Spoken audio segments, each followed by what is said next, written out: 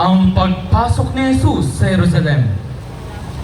Narating ni na Jesus ang mga bayan ng Betfage at Betania, malapit sa may bundok ng mga Olibo. Nang malapit na sila sa bayan ng Jerusalem, pinauna niya ang dalawa sa kanyang mga alagad at pinagwikaan ng ganito: "Pumunta kayo sa susunod na layon. Pagpasok ninyo ay makikita ninyo ang isang batang asno na hindi pa nasasakyan ni naman. Kalagan ninyo yon at dalhin dito. Kapag may nagtanong kung bakit ninyo kinalagan niyon, sabihin ninyong kailangan iyon ng Panginoon at ibabalik din agad."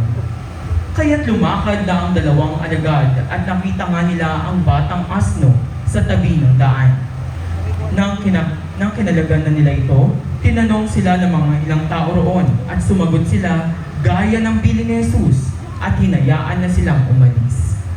Ang imahe ng pagpasok ni Jesus sa Jerusalem ay nasa pangalaga ng Adorasyon Nocturna Filipina. Nuestro Padre Jesus en su Sagrada Entrada en Jerusalem. Maawa ka sa amin.